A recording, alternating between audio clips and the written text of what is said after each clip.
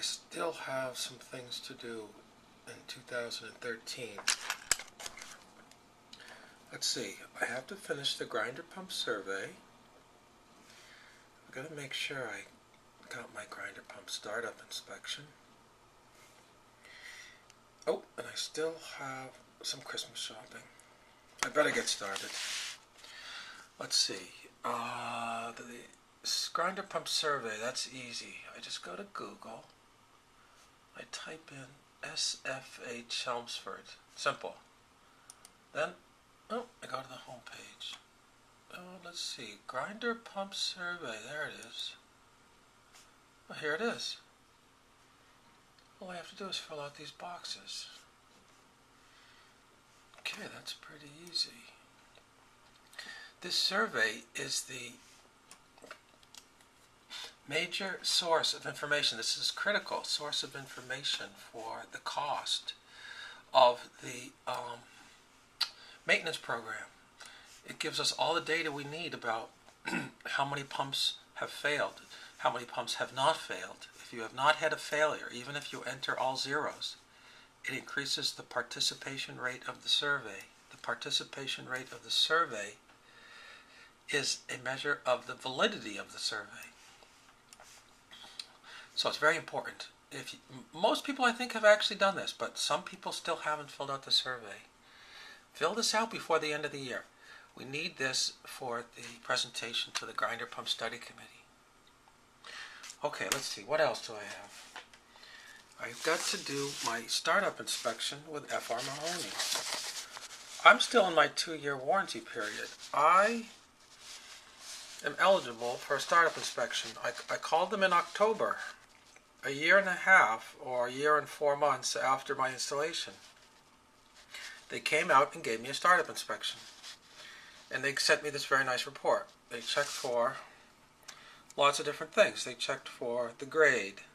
They checked for penetrations of the panel, side and rear. They checked for high or low voltage. They checked for panel wired incorrectly. They checked for closed or obstructed discharge line. They checked for incorrect breaker or wire size from the feeder.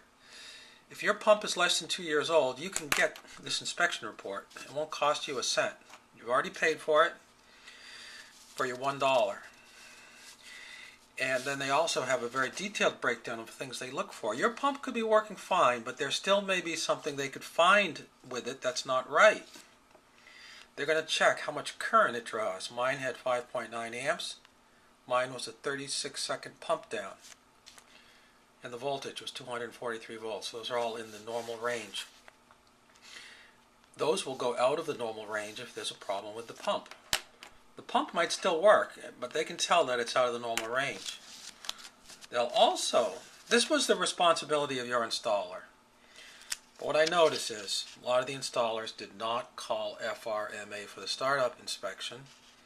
We still have people out there who have not had their startup inspection, and they're in the warranty period. They're entitled to it. They'll also give you this sheet of paper, which tells user instructions for care of the grinder pump. Now, a lot of people don't have any instructions on their grinder pump at all. And basically, this will tell you information about it, what not to put in it. For example, there's the list of the items not to put in it. And then they have a very, very special sheet, the very last page. And it has a special message here for items marked flushable. Even if the label reads flushable, that does not mean the item is flushable for a grinder pump system. I can flush this pencil. It's flushable. It's not a good idea. Packages marked flushable wipes. Think twice. These are not a good idea to flush these into a grinder pump system. Actually, they're not a good idea to flush into any sewer system. These products do not dissolve in water. They leave a residual product that will line the inside of the pump and they will kill it. They do the same thing at the municipal sewer pump stations. Okay, let's see, startup inspection. What else do I got? Oh my God, I got some last minute Christmas shopping. What am I going to get my wife? Let's see. I know she would love a new toilet. let's check the Chelmsford Public Library. If I go to the reference page, I go to consumer information. Oh, here's consumer reports. Let's see, if I type in my library card number,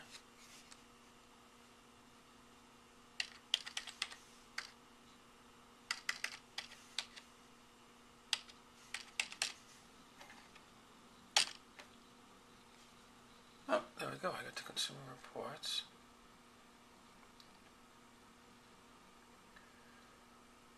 Okay, let me find ratings for toilets. Okay, toilets, what do we got? I'm going to go to the buyer's guide. Toilet buyer's guide. Consumer Reports did a toilet study in 2010 maybe, or 11. It's pretty recent. And they'll tell you all you should look for on a new toilet. But let's go directly to the toilet ratings.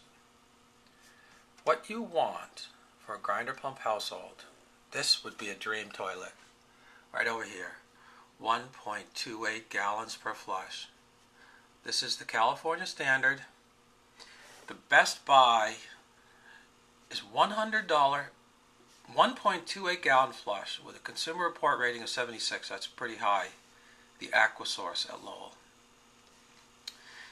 This is a dream. Now, there are other toilets with 1.28 that are good choices. There's an American Standard $240 toilet. It's also a 1.28 gallon flush. Both of these are the comfort height. Check the specs on a toilet. One thing you want to check for is the height of the toilet. This toilet at a 1.2, some people still have 3.5 gallon flush toilets. And when you have 38 gallon reserve, you're looking at only about 10 or 11 flushes. Now you're looking at over 20 flushes with this type of toilet.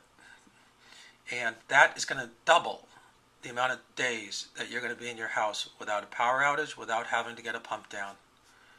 That's great. Now, there are also other types of toilets. There's the dual flush toilet. Dual flush toilets have 1.6 gallon for solid waste, 1.1 gallon for liquid waste. And they also have a Best Buy, $100, the Glacier Bay at Home Depot. And I don't like the double flush myself, but some people might like that. I'd rather go with the 1.28. But if you look at your new sewer and water bill, you check for what you're paying, and you will find that in a typical household, this toilet will actually pay for itself after a couple of years if you just had one toilet in your house and you bought one of these at $100. You'd pay for this in a couple of years, and then you'd start actually making money. If you have more toilets in your house, like 2 or 3, and or you buy the more expensive toilets, the payback will be much longer. But the critical key for the grinder pump household is the gallons per flush. And if you have the 3.5 gallon toilet, I highly recommend going with the 1.28 gallon per flush. And for a Christmas present, you really can't beat that.